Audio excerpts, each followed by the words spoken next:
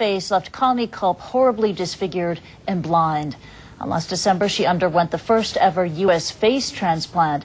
And today, as Dr. Sanjay Gupta tells us, Culp is ready to meet the media. I tell you, this is one of the most remarkable things I've seen as a reporter and certainly as a doctor as well, trying to fix a woman's face after the horrific injury she had. This is Connie Culp, 46-year-old mother of two from Ohio. She was shot in the face. Let me tell you some of the things the doctors first looked at here. Take a look at these CAT scans. First of all, the CAT scan on the left, you can see just how much injury she had to her face, so much destruction of the bone. If you strip away some of that and look at this particular image, you see just how much loss of tissue she had as well, and what the doctors had to work with. After 30 operations, significant operations, this is what they were left with, a significant band of scarring across the middle of her face. Her nose is essentially closed. She's unable to breathe through her nose. She's unable to eat on her own, unable to take a sip of water from a cup. Just a horrific, horrific injury.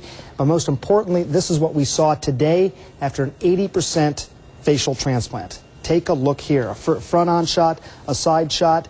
A very different woman. Notice that she does not look like herself, obviously from before, but she also does not look like the donor we hear as well. What struck me the most about this is how there's hardly any scar tissue at all. You just don't see the scarring. A lot of people asking, what exactly do doctors do in a situation like this? Let's start at the beginning. You talk about the donor. Obviously, you want to remove significant amounts of face here. Take a look at what they took, the skin, but also arteries, nerves, veins, all of that being removed. You flip that around, you see nasal cavity, also all of that coming out.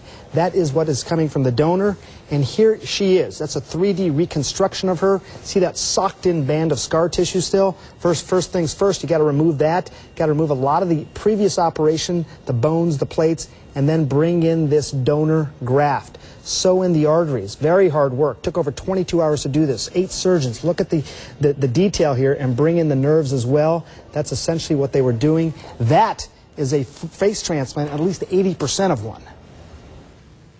What an incredible transformation. Now, with more now on the transplant operation, what's next for her? Let's go to New York and get this update from Dr. Sanjay Gupta. And Sanjay, first tell us just how dangerous is this procedure?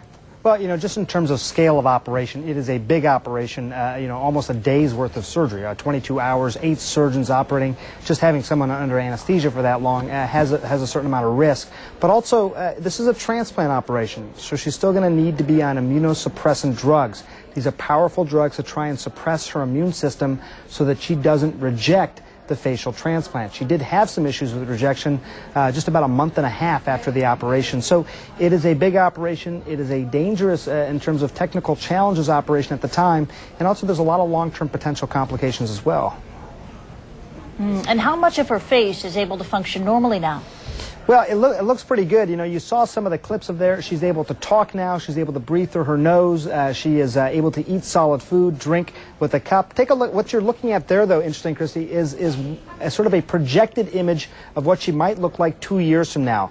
The images now, she still has a lot of swelling. She's still very much in the post-operative sort of phase of things. They think that swelling is going to go down, and she's ultimately going to look like this. It's worth pointing out she doesn't look anything like she did before the injury that she had, the gunshot wound, and she doesn't look anything like the donor either. She's certainly somewhere in between. So a face transplant, but not looking like anything she's ever seen before. It's an incredible story. Dr. Sanjay Gupta, thank you very much for sharing this story with us. Thank you.